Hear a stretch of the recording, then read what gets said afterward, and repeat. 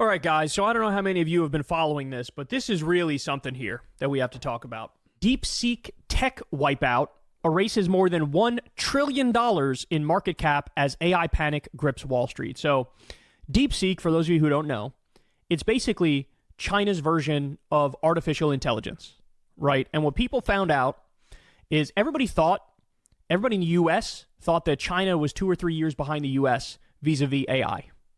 And then what they found out the hard way last week is, holy cow, they're not behind at all. They're actually ahead of the U.S., and they invested a fraction of the money into it, and they use a fraction of the power that we need, the energy that we need in order to fuel it. For years, these tech titans have told us they're untouchable, leading the charge into the future.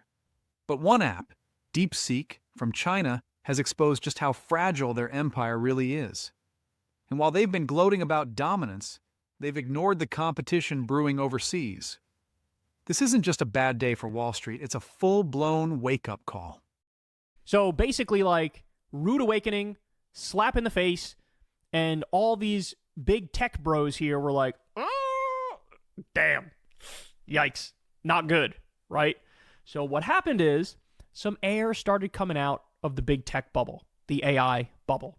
$1 trillion, poof, up in smoke. U.S. stocks plummeted on Monday as traders fled the tech sector and erased more than $1 trillion in market cap amid panic over a new artificial intelligence app from a Chinese startup.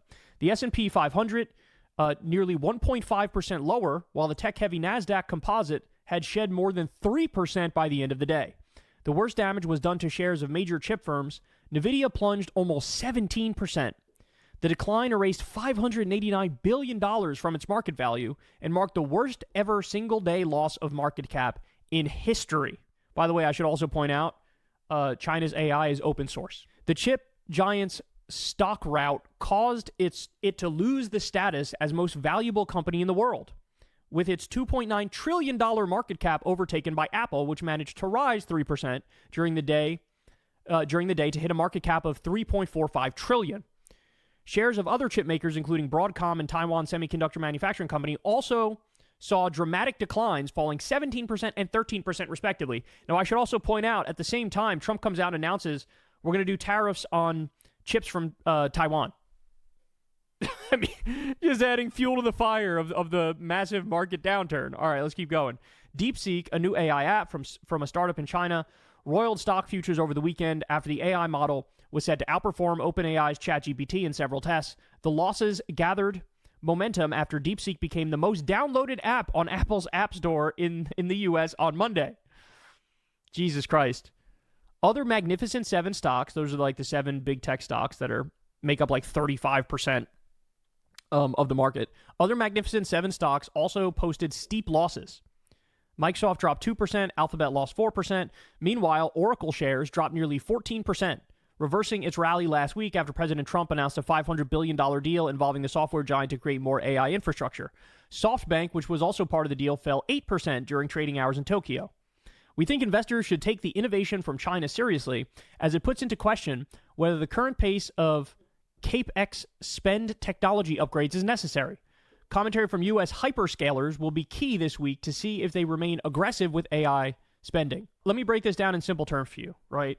What happened here is China came out and basically said, ha, bitches, we're way ahead of you. We spent a fraction of the money. It's open source. You guys, there's a massive hype and a massive bubble in big tech in the U.S., largely around AI in particular.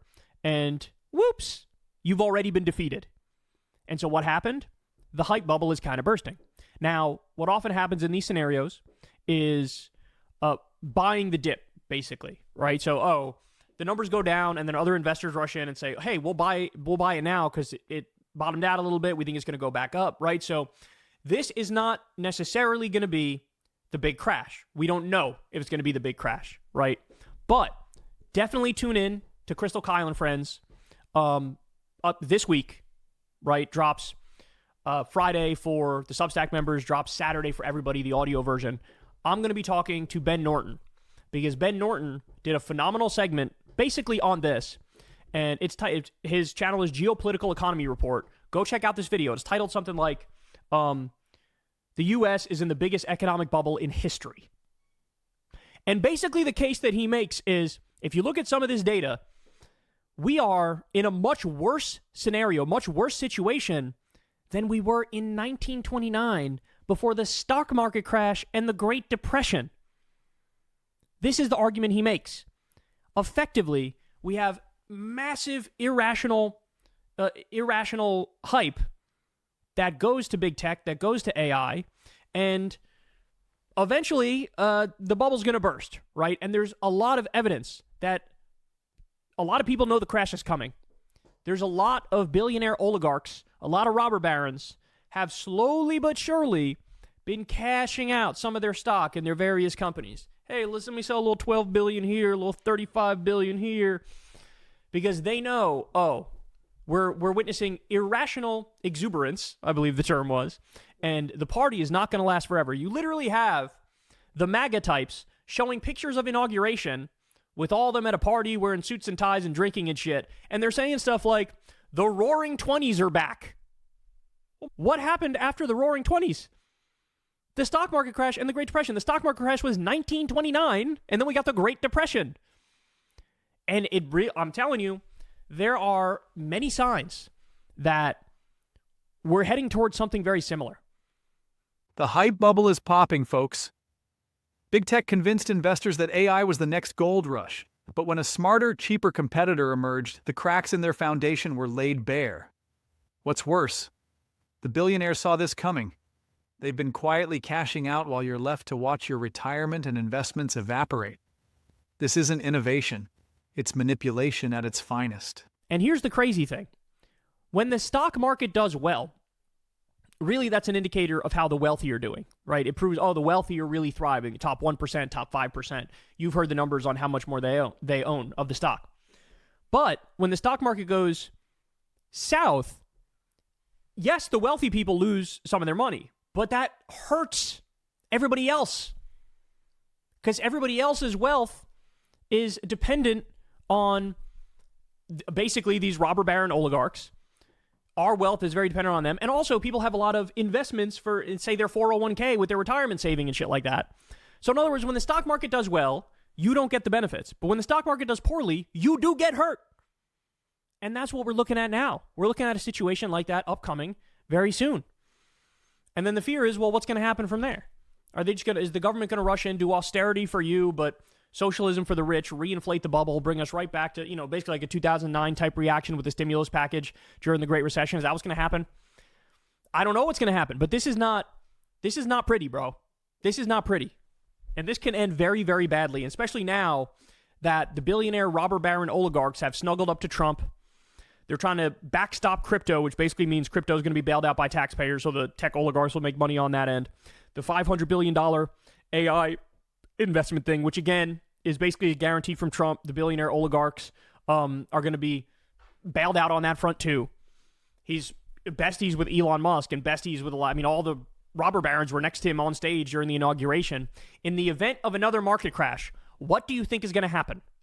The wealthy are going to loot the treasury, and you're going to be left to fend for yourself. And you may even be left with less of a social safety net than we'd have in normal times, because they're already cutting back on the social safety net. They're already freezing spending that helps regular people. So this right here is a very bad sign. This is a very bad sign. It's, you think this shit is permanent? You think the party's going to last forever? No. We are in an irrational hype bubble about big tech and AI, and eventually this shit is going to pop, and eventually it's going to affect many other people and many other areas of the economy. And so, God help us all, is what I have to say. Let's be clear. When the market crashes, the wealthy walk away with golden parachutes, and the rest of us are left scrambling to recover. This trillion-dollar loss isn't just about tech stocks. It's about a system that rewards greed and punishes everyday people. The AI hype they sold us? It's not the future. It's a distraction from their failure to innovate responsibly. If this is how they handle competition, what happens when the whole system starts to crumble? Buckle up. It's going to be a bumpy ride. All right, folks.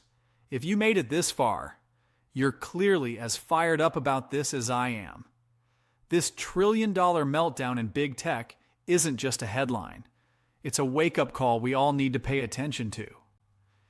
If you want more raw, no-filter breakdowns like this, smash that like button. It helps the channel grow and reach more people.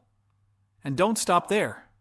Hit that subscribe button and turn on notifications so you're the first to know when a new video drops. Drop a comment below and let me know what you think about this big tech collapse. Do you see it as a warning or just another day on Wall Street? Your takes might even inspire future videos. Finally, share this video with your friends because conversations like these need to happen. Thanks for watching, and I'll catch you in the next one.